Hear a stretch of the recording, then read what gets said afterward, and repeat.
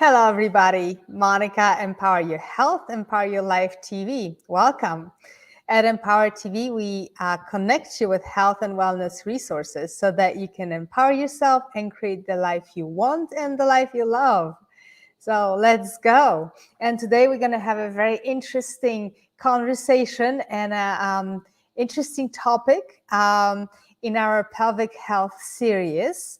And we have a guest. I'm very, very curious and really looking forward to listening to what he has to offer and to his perspective and his offerings and gifts for us today. So let me introduce you to Michael Rende. And Michael is the sole proprietor of Pain Free Performance in Sedona, Arizona since 2015. He began his career as an occupational therapist in 1995 after graduating from Loma Linda University. In his early years as a therapist, Michael worked in numerous traditional and alternative practice settings until finally landing into private practice following a series of Myofascial Release classes with John Barnes and Titleist Performance Institute. So I know Michael will tell us a little more about himself, and I cannot wait to hear. And so welcome. Thank you so much for being here, Michael. Thank you. Pleasure to be. Your time. Yes, pleasure. All right. So how are you doing today? Doing wonderful. Beautiful sunny day in Sedona. Oh my goodness. Yes, we're lucky here in Arizona. It is always sunny, right? It is. Almost always sunny. Well, welcome. So to start with, can you tell us more about your background and, your work and how you arrived at actually, being a specialist at men's health and working with pelvic health as well? Sure. My career was a roundabout way of getting to therapy. Was first an insurance underwriter right out of college, and I was missing something. I felt like I was needing something more that would define me, and that I would find what I call my place on the wheel in this world. And all of a sudden, was introduced to occupational therapy. And as a second career, I'll be able to get a post-baccalaureate certificate in 2 years, and just a normal route. Nowadays, you have to get a master's, and I know PT, you have to get a doctorate. But I was in that time frame where you just needed 2 years and start practicing. And Loma Linda was a very much more of a hands-on kind of a school, and that's what I wanted. I'm more of a boot on the ground kind of a guy. But doing my internships during that, I was a lot of non-traditional type settings. I worked with chiropractors, and I worked with non-traditional. In OT, we also do mental health. And so I worked with a non-traditional schoolhouse, kind of a clubhouse model for mental health there in South Central, and really started to see where the nature of disease was. My studies took me to Native American shamanism and such, and just really enjoy the nature of the combination of how we are all put together: mind, body, spirit, and emotion. And so working, I was trying to pay back my own loans to go to school, and in the process, I was working 7 days a week: home health, skilled nursing facility, hospital, going to the clients' homes and doing private practice. And all of that really broadened my skill sets until I saw John Barnes's picture in the trade magazines and was like, there's something about that guy. I want to check it out. My first Myofascial Release class, and it put all the missing pieces together and never looked back. And so was doing that, met my current wife at a myofascial class, and ended up moving from Los Angeles, where I was living, to Texas. And she was running, her name is Jody Hendricks, and she was running a men's and women's health was a huge part of the manual practice there. So I had to learn men's and women's health to be a therapist. And that's what kind of brought me into the fold with it initially. Beautiful. So, let's get started talking about men's health, because I can imagine a lot of people would hear that, like, what does that even mean? Sure, sure. Women's health is sort of a more known subject, but um, where do we Well, so start? Yes. in the early days, and we're talking maybe 15 years ago, the men's health was usually old guys with prostate problems. And they would begrudgingly come to therapy at the request of their doctor saying, hey, we're going to go down there and snip some things and we may hit a nerve. So it'd be best if you learn how to do these exercises while you're functioning, so that you kind of know what to expect when you're not functioning as well. And robotics was just getting its start at that time for those things. And that was mostly our clientele, was older guys with prostate problems. Younger guys we weren't seeing, and if they had problems, it was taboo.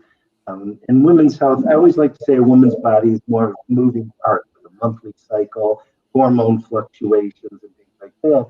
And so, because of the woman's pelvis is shorter and wider and held together a lot with ligaments and soft tissue, that there's a lot more issues that can happen. There's actually studies out there with female athletes with, right at that time when their relaxin is being put through their system during their menses, that's when a lot of injuries can occur. Now, superior athletes, women athletes, don't seem to have a menses because of the body fat is too low. And so that could be part of the negating factor with that. But women who still have a menses, I would always suggest don't train so hard when it's that time of month when the relaxin is going there and your tendons are really overworking to begin with. Men's bodies, we have a taller pelvis. We give up mobility for stability at the pelvis. Our legs don't usually move around as well and such, and things are a lot tighter. With our ligaments and such, and we don't have the hormonal fluctuations that we run. And so our issues have a more of a different kind of a tendency there, probably from staying tight and being over tight in that way. Yeah, it is different. So, why should we even consider this term men's health? I mean, like you were explaining, women's health, it sort of makes quite more sense, right? What I think is happening is, and they've shown this in studies, that testosterone levels in men and women worldwide have lowered due to chemicals and different kind of estrogens, phytoestrogens, and things taking the receptor sites up of the testosterone in men and women. So men's testosterone levels are actually lowering, and we're having a harder time doing typical men things. Why is Cialis and Viagra billion-dollar sellers? I mean, when have you ever heard of that? Guys working in the fields come home, he's a man's man and has never had problems with that. Whereas now we get young guys, and that's the juxtaposition of 10 to 15 years ago. Most of our clientele with men's health right now is a population from the 18 to 45 years old. And some of it is over not exercising correctly and imbalances correct from that typical six-pack muscle thing. If you're just working your superficial muscles, the rectus muscle is a superficial muscle, and not transversus, and not really making sure you're stable at the transversus, well, guess what? Rectus attaches right to the pubic bone, and it could really create dysfunction in that.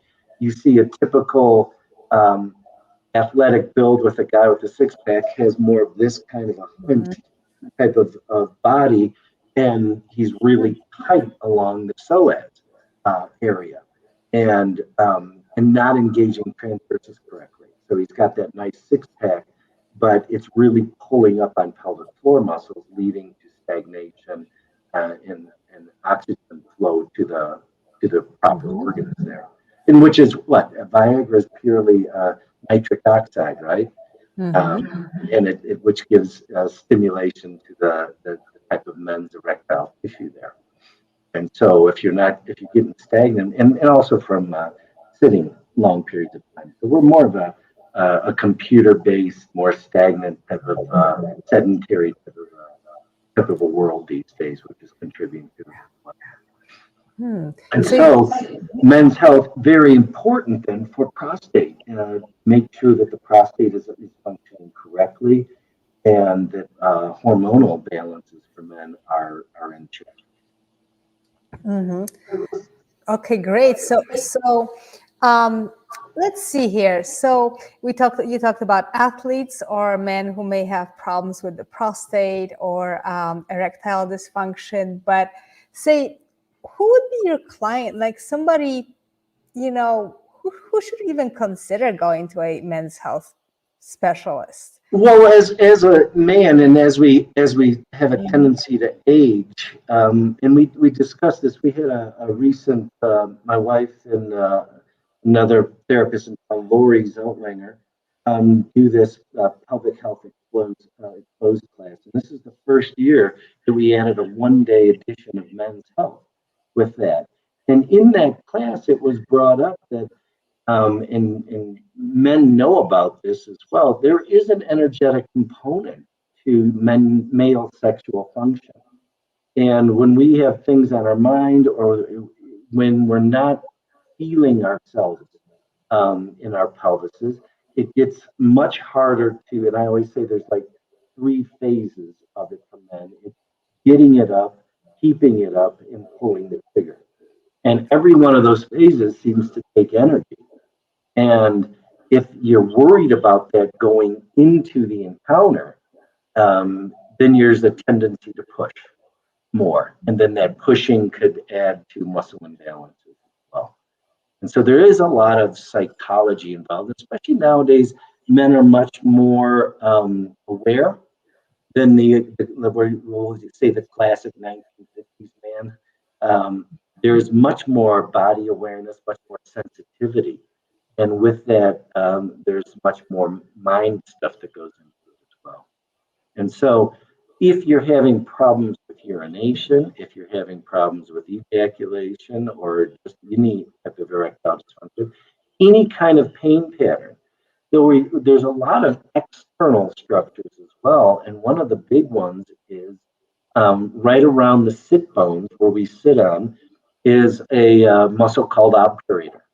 An obturator tends to pull right into tailbone rectum is the sensation that we'll get. So a lot of men will sometimes complain of this pain there, and you don't even have to go internal for rectal work to get those structures. You can actually work externally right around the sits bone and get that, and that's such a powerful thing because that has a tendency to pull in and squeeze down, which then limits it as well.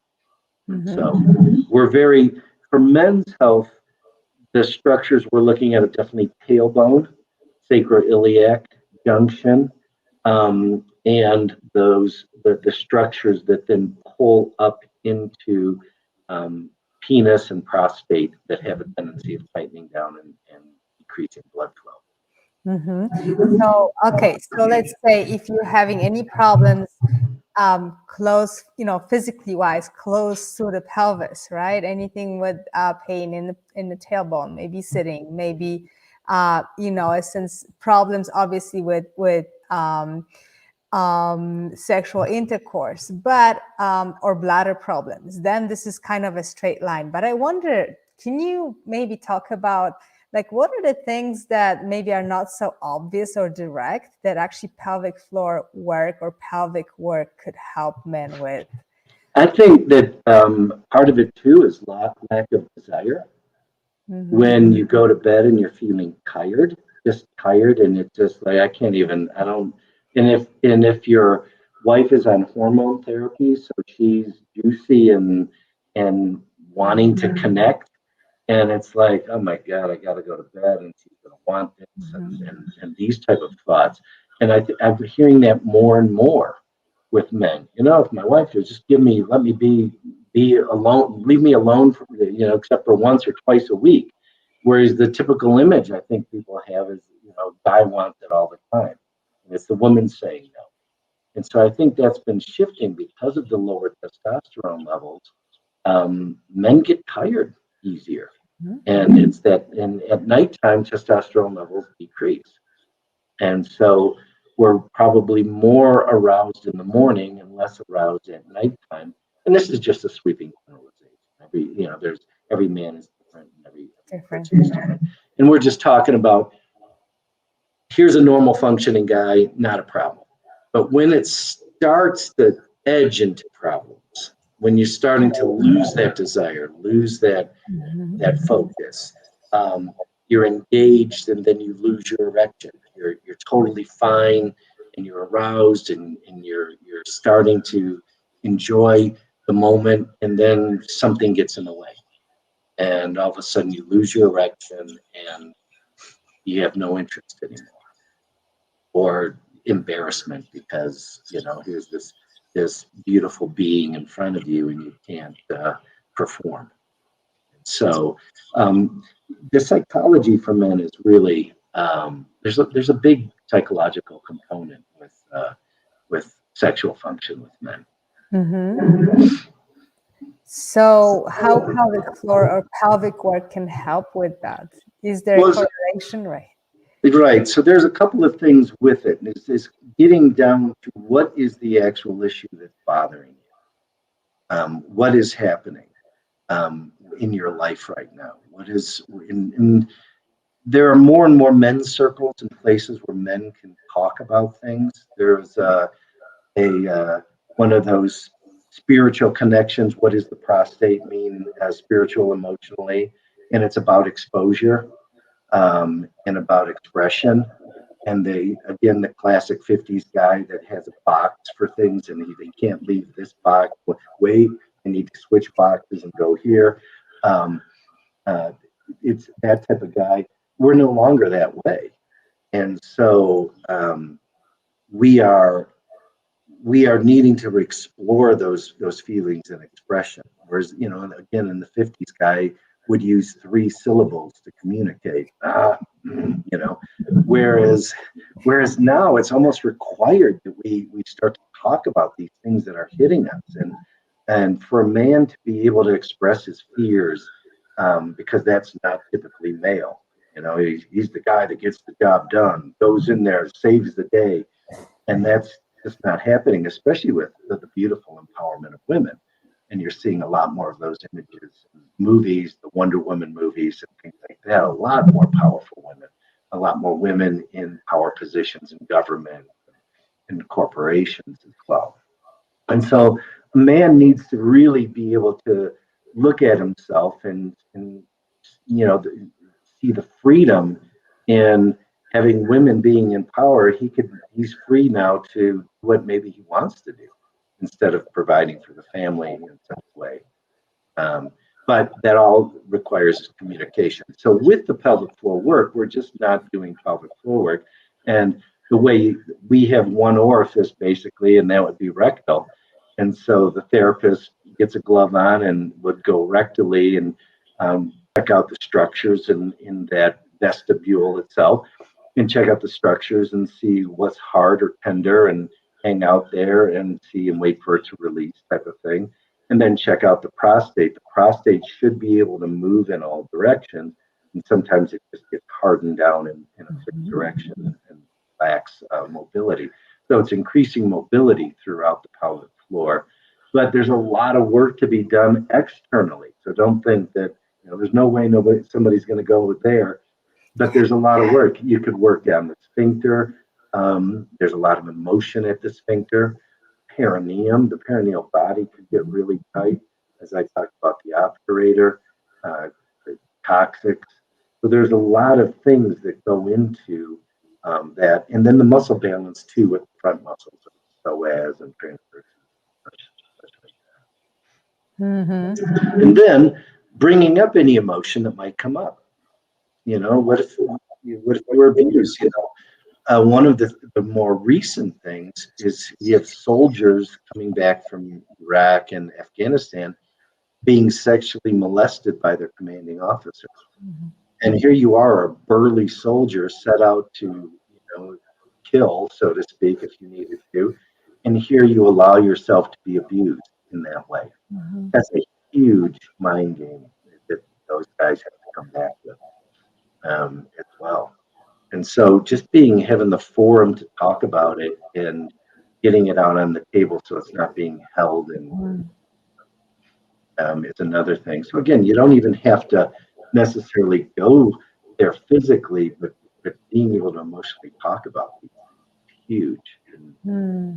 easing stress and anxiety in the body. Beautiful. The picture you painted is that, it's not just about the body work. I mean, the body work is absolutely essentially important, but, it's more going into all those, like, with your background, going into all those dimensions where it is psychological, it is spiritual, it is a way of allowing that space to be able to share and open yourself to your own emotions, as a patient. So it's just, I mean, what, it is beautiful, I think, what is happening where, as you're talking about it, that, the role of a man is so different now. And it's almost like we have to be catching up with, like, what do we provide to hold this as a container, Right. And with all this indecision, typically, if we want to speak stereotypically, a man or the masculine energy is decisive. It's a straight line, decisive. I'll show up and I'll know what to do, and then I'll do it, type of thing. And which is why your James Bond or Jason Bourne characters, here's a guy that can go anywhere, drive any kind of vehicle, shoot any kind of gun, knows these different languages, can woo women. I mean, those things are great, but if you ask the average man, it's like, yeah, I don't really possess those. And for it to be okay, and speaking, we're focused on men's health here, and so that the conversation is geared toward that, though it can be applied the other way with females and such. But Mhm. traditionally with men, most successful men that I've talked to in my life have had a mentor. That they had somebody that took them under their wings, saw their value, and brought them along. In Western society, we do not have a forum for which men are accepted into men's culture. The bar mitzvah for the Jewish culture is the closest thing we have. Native cultures that would have initiation ceremonies and then allow that initiate who passed it to sit in men's circle and learn men's ways. And men would teach men, and women would teach women in those traditional spaces. And it's just different nowadays. And for men to be able to, it's juxtaposed now where the young guy is gunning after the old guy's job instead of the young guy, embracing the older guy and looking out for him, knowing that he will get benefit of a great upbringing and care from that older man. Doesn't seem to happen as much in our Western society today, in our cutthroat corporate environment in that way. Though it does exist, I'm not saying it doesn't exist. That's where real success comes, and it gives the male the permission to have all these emotions and things and work them through in a good way. Mm-hmm. So where do you see, it almost seems like, we're still in this time of transition where there needs to be a new model for, what does it mean to be a young man growing up? Where do you find those containers or that mentorship, on a bigger scale that will hold you? So where do you see that? Do you see where it can begin to maybe be created in a way that's responds to what our society is today, right? Well, the one thing that a group that I got involved with is called Mankind Project. And you Okay. could go to mkp.org and find out about it. And within that, they have a women's group called the Woman Within. And we have an affiliate that is called Boys to Men Mentoring. And we take them through an initiation program. And on what we call our New Warrior Weekend with Mankind Project, doesn't matter what your age, you go through an initiation process and confront yourself and are in Claim Your Manhood and are accepted by the circle of men. And then we have a group that meets once a week here in Sedona that is a group of men, and we do men's work, we call it, you know. And so, and in that way, then we are the mentors for the Boys to Men. We walk in the world in a different way. Ideally, we find our own personal mission statement in the world, and that we put that out, day to day, and try to live that mission and bring exactly that to the world. Do it in a different way. Use I statements. You know, just the empowerment of using an I statement and owning your feeling. I'm kind of this. Well, we always say, men speak is not kind of anything. You don't have to justify or qualify. I am tired. Doesn't matter if you're a little tired or a lot tired. I am tired. Oh, I'm a little sad. No, I am sad. And by making those kind of statements, it empowers us and makes us stand firmer in the world in a gentle way, though. It's a gentle stance, but a firm stance. And so that's one way. That's the way I've found here that I found in Sedona that I enjoy. Yeah. So it's almost like, it is almost grassroots where we're just reinventing our own society almost, where as just coming together. And because there is really, like you say, there is no containers, there's no structures on a bigger scale yet that can provide that, time of initiation. But I think what you're talking about is really beautiful, because it really is coming from, individuals, from people, having that will to create those spaces and containers. Yeah. Well, hey, with the I have my own theory about reality-based TV has led to the current situation where we're at, where we can't have a conversation with somebody now. Yeah, where they in reality-based TV, they have to have some kind of drama, so they put a camera in front of somebody. It's like, he showed up with a blue shirt, and I don't like blue. And so I'm going to give him attitude. And it's like, well, what gives you that right? I mean, what about just human values here? And so we need to be gentle with each other, and I think have conversations with these type of things. And I'm used to a traditional. And when we taught the class, we were talking about there is in genetics and in the world there are male plants and there are female plants. There are not they them plants. And I know I touch on a touchy subject here, but in discussing things, when I did Native American sun dancing, and that we did traditional roles, not to say that that's what all you're going to be, but there's something in going back and learning about those old ways that we can bring some of those strengths to the current world. And then we live our life in this current world in a certain way.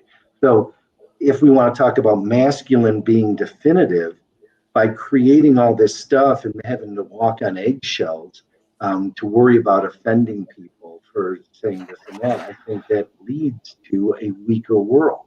We need to be able to talk about this and talk about our feelings. And so this is an important thing, to be a gentle man for men. Those that identify as men, to be gentle men, firm, but committed to the truth, and confronting, well, what is your feeling about this? Where do you feel this feeling? Owning your own feelings. That's the way we talk in men's circle. So, and of course, a meditation practice of some sort, some form of thing that gives us our own juice, so to speak, where we can be strong in this world, and that's for everybody. It's beautiful. So, do you incorporate body work into the men's circle experiences? We haven't, and especially with COVID, we've been meeting. We're one of the few groups that have met face to face.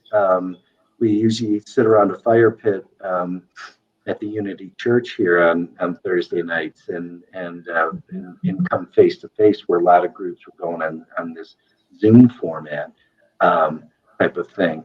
But there's really, I mean, we will include a physical activity or something if the person needs it. But typically, there's no body work involved with that. That's not. Yeah. Well, yeah. I guess where I'm heading with that is, because it does seem like because we are different levels as human beings, we're spiritual, we're emotional, we're physical. And, going into integrating and being, holistic about it. I think that's one of the challenges right now. It's like, how do we put it all together to care, for each other in this full holistic way? Sure. So here is a fun thing. We needed most of the men's health class that was after the female health class was women. And so we needed male pelvises for the women to work on. So I put it out to my men's group, and 4 of the men from my men's group showed up. And then in meeting, we talked about the benefit of that, getting that kind of work and this type of thing. So that was a great translation of going from the men's circle and actually showing up to, to get some body work done and the benefits of that. So, and we'll go hiking and we'll do other things like that. And a lot of the guys will come to me. We have a couple of different body workers and an acupuncturist and such. And so a lot of the men utilize those services outside of the circle. Great. Yeah. I mean, I just love what you're doing because it is, this is exactly what we need, right? I mean, it's not enough of that care and that container and that bringing that possibility, for men to also evolve in that way. So I'm curious about, so if you were to like talk to a young man and who is sort of, has an inkling, like, I know I want to grow, I want to be more aware of my place in the world, I want to be that gentleman, how do you even start that?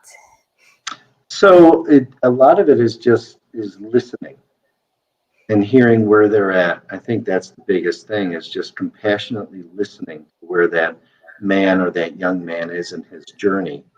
And instead of coming off as an authority, finding out what part of his speech has the juice, so to speak, like where, and then to ask him a direct question about it, about what is the recurring theme and how he's talking, and to just say, I hear you saying this, and it is my impression, my judgment, my feeling, my want for you.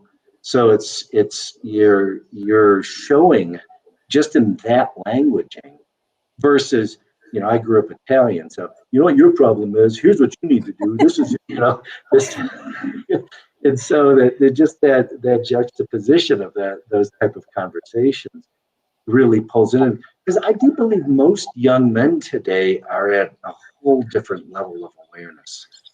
And so what is it that they would need from an elder person?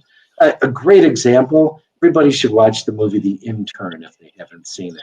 Anne Hathaway and Robert De Niro. Yes. And here's this old guy and instructing these young guys on dating things, and here's what you could do and things like that. And so I really think that it takes a village kind of thing, and we need generational things along the line to help with that. And the older guys, just even in the circle, have a tendency to ground that circle and have an ease about them, and they mentor the need not to be heard. It's not like when you come off needing to be heard or needing to, you project something, and usually it's a young man's journey to do that. By the time we get a little older, ideally, a man doesn't need to be heard so much, that he's got that gentle man, and a few words and a few comments hit directly to the heart of the issue. And that's what as I get older, I'm striving to be that, for these younger men in this community. So And then asking questions too. How do you feel about this? What do you think about that? Asking their opinions. Mm-hmm. Yeah, what's coming up for me is that, as a young man, obviously I can only imagine what, because I'm not one, but maybe, there is a sense of, on the one hand, just kind of, we're so separate from the other generation because we live in such a different world, the technology and social media and whatnot. But what's coming up for me is that, there definitely, as humans, we have those deep needs to be mentored and to be led as young people. And so you gotta seek out those elders or seek out those who can help you, and they are there. It may not seem like that on the surface. And that's where I'm not, my own personal path at this point has always been more one-on-one. I do a much better job. I was amazed at John Barnes and his seminars, how he can just gather that energy of the whole group. And that is such a skill set to be able to do that and bring people, corral them into a certain direction, so to speak, but allow for it to have its own flow. I'm much better in one-on-one. And so when I'm treating one-on-one in my room, there's a lot that can come up because I'm really honing in on that individual and what they need in that hour that I have them, or the 2 hours that I have them. And that's where I feel I can make the most significant change in this world. So I'm very happy for the type of work that I do. And like I said, I've found my place on the wheel, I feel. And what, there is no retirement. This is just what I do. This is, this is who I am and what I do. And so if that translates, I did enjoy, there's a great amount of enjoyment teaching the class as well. But I think that's just where my wheelhouse is one-on-one with people. Mm-hmm. Mm-hmm. That's where I know I can make a difference. Right. Yes. I love your concept of the wheel, where we have to find our own place in there. And that may be part of like why it gets chaotic probably for people, young people, that there's not enough guidance yet. It's like, actually, it's almost like you have to be everything at the same time. But we all need to strive to find it. Like, where's my excellence, right? Where do I fit on that spectrum of, like you found it in the private practice world. Right. So I think that's a beautiful, again, like, you're giving that example. It's like, yes, you have to find your place. But I'm lucky as well, because I don't have such a defined sense of myself. And so in my practice, you have to take people where you meet them where they are. And, I have, staunch Trump supporters and big Republican gun people. And I have meditating, chanting liberal Democrats, as well, to just name names or coin identities. And to be able to see all of those pieces within myself, and to be able to converse on those levels and acceptance. And then I believe that's where we start to narrow that gap, because who doesn't want safety, clean water, health? If we were to talk about those things that are common human values and see those similarities in each other, then we would have less separation. And so where do we feel that separation? In our root chakras and our bases. What's there? Our pelvises and our sex organs. And so there's a lot with that. If we can feel like we don't have to be so defensive and that we're going to be alone, if we feel like we belong and are included, then I think there'd be a lot less of that dramatic effect. Yeah. That's beautiful, because what we were saying, what I'm hearing is that, so there's that piece of actually integrating, of healing the pelvis and healing those lower chakras, so to, or those parts of the body. And that just even, on the physical level, that can lead us to more of harmonious and sort of less conflictive attitude in life in general. Right. Well, I think too, what if you were to say, where does shame usually hang out? We seldom feel shame here up. Most of the shame we feel is Down maybe there.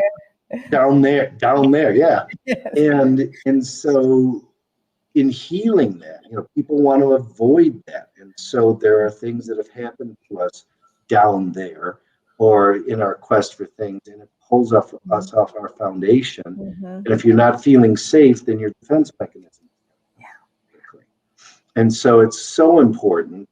And and hey, here in Sedona, we have all the spiritual types, right? And I've actually heard people say, I don't acknowledge my lower centers. It's almost like your lower energy centers are bad in some way, that I live in the higher centers. And I always tell them I knew a tree that decided to do that and make great firewood right now. Yes. Because we're cutting off our roots, and we can't sustain our life with that. So, to encourage people, where are those judgments residing with that? And is there shame? Shame is part of the human, condition, but toxic shame is not. And if we start to dwell on our toxic shame, that's a serious issue for function. Yeah. Wow. I mean, yes, I love your image of the tree, because it's like I think that there's still a lot of that disconnection and that cutting off.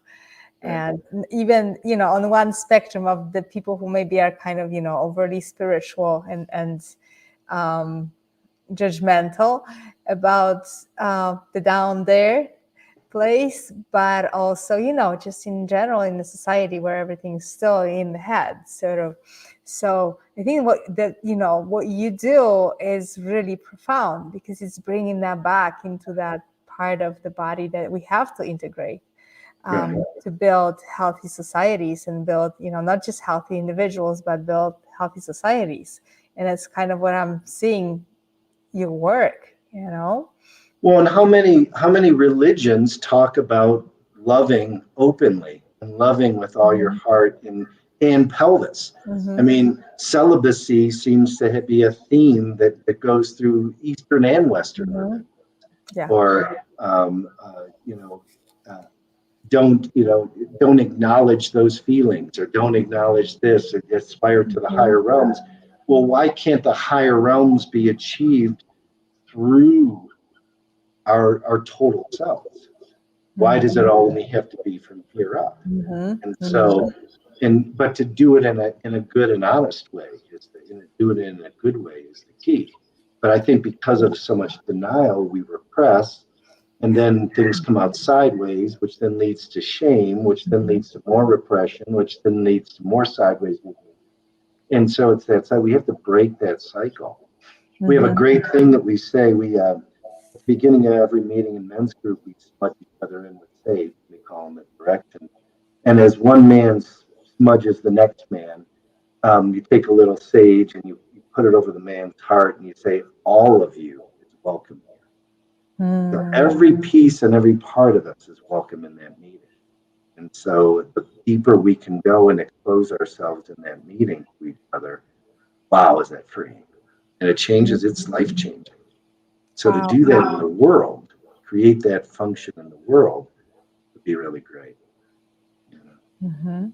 So I know you are in Sedona. Do you can you recommend anything to somebody who maybe lives in the East Coast or somewhere else?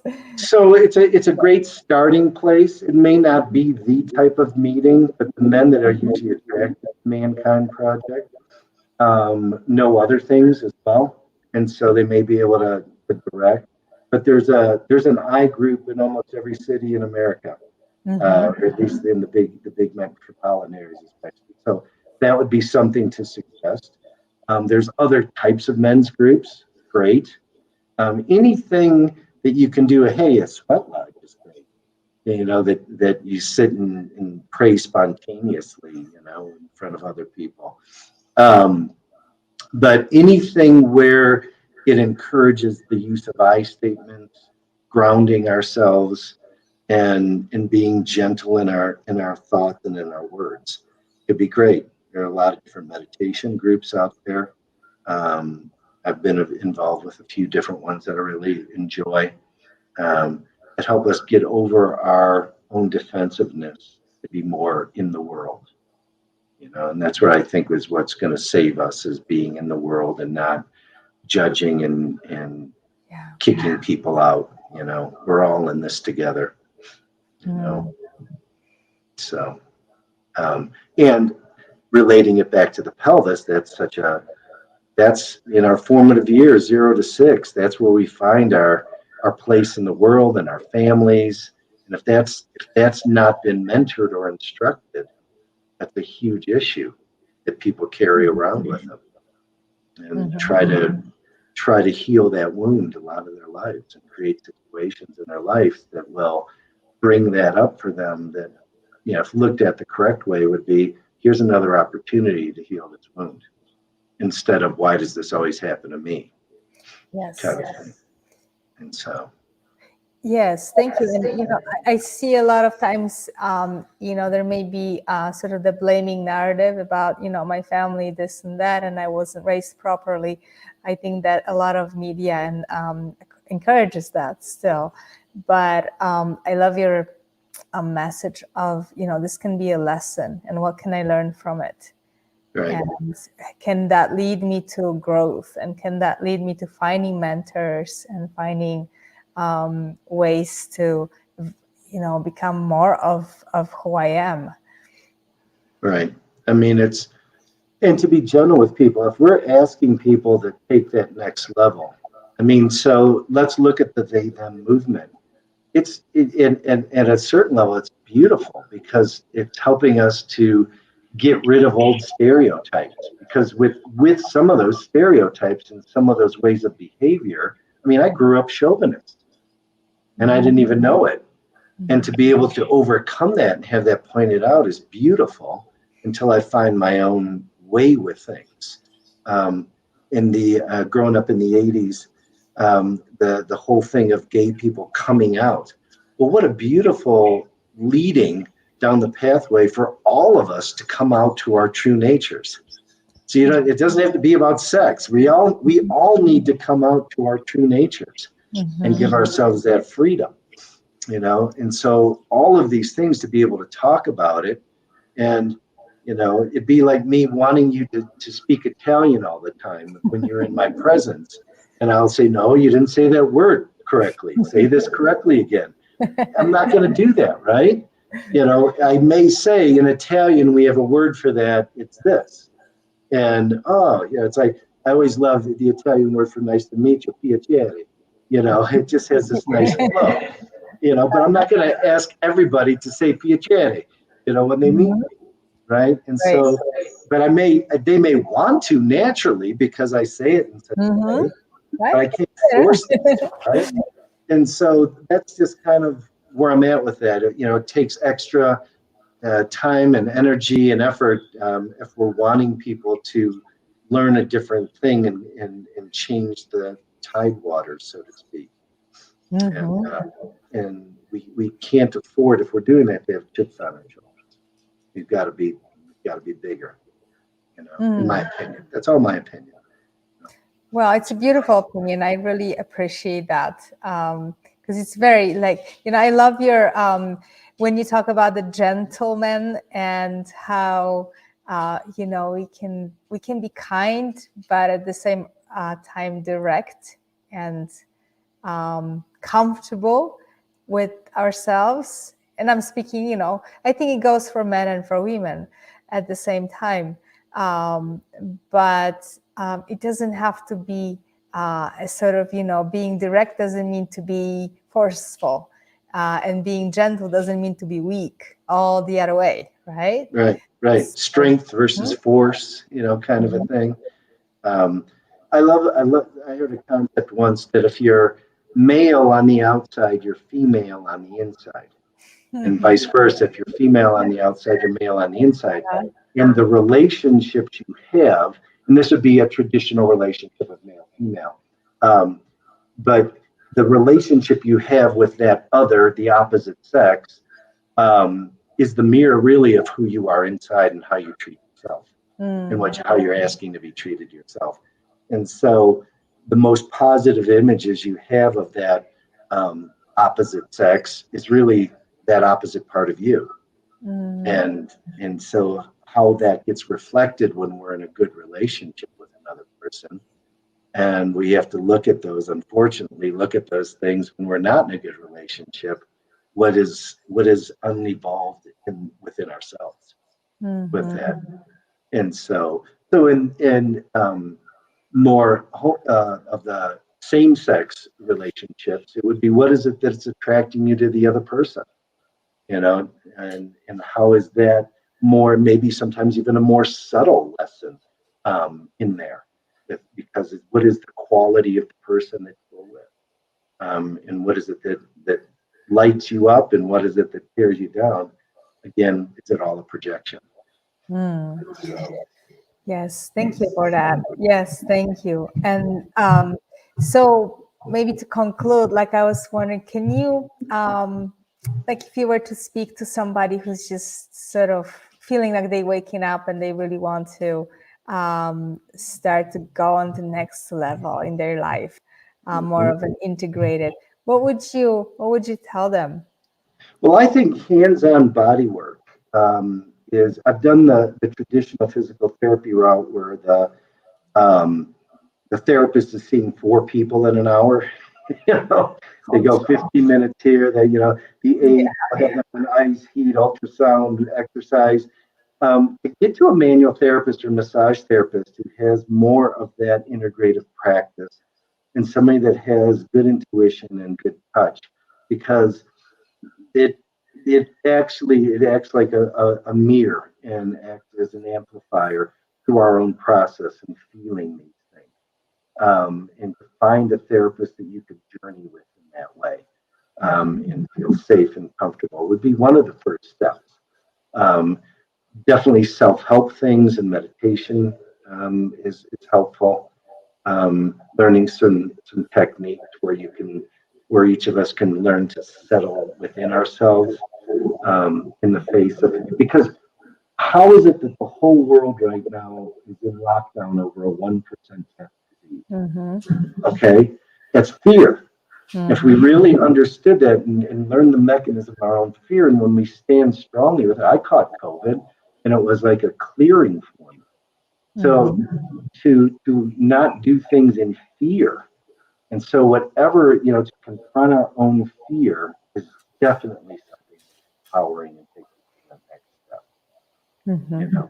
And so not everybody has pelvic floor issues, but we just need to acknowledge, are we grounded enough? Are we in balance with our giving and receiving? Those type of things are just good questions to start with. Is there conflict in my life? And what is the mirror, of that conflict? Or is there a repetitive pattern that is showing up in my life? And how may I look at that? What is the issue behind that? And then how do I look in the mirror with that issue? And those are some deeper level questions instead of blame game and the fear game. Beautiful. Yes, I really I want to honor your wisdom and your perspective, and I think what you gave me in terms of kind of looking at what men's health is and trying to learn and understand that is that it is a very holistic, very multi-level question. And it's never just about the body. It's never just about the thought or the spirit. It is actually about integrating and finding that center, but also really tending to how we show up in the world. Right, and that's truthfully, the intention. One would say, if you're going to a therapist, and the therapist would say, first question, so what's giving you issues? And if that person were to say, I want to get on top of some of my grounding men's health issues. And it could take many forms in that, but just even to state that, I want to learn how to show up more in my life. This type of thing. And what's keeping you from that? What's getting in the way of it? What shadow is there that or saboteur gets in the way of those things. So, yeah, so that would be the thing that I would say. Wonderful. Yes, I appreciate it. And, and also, we can talk about it. We can speak up. We can acknowledge the vulnerability of, yes, I am working towards being more grounded, being more out in the world as myself, because it is a process. So I think that's another part when people like yourself who are, highly experienced and skilled therapists, they open up space for actually acknowledging and being vulnerable. And I think it's a beautiful thing to bring for, to men. Well, and I want to thank you for Empower TV. I mean, it's what you're doing, right? In whatever form, whatever medium reaches people, and sometimes one word could change life and change direction. Yes.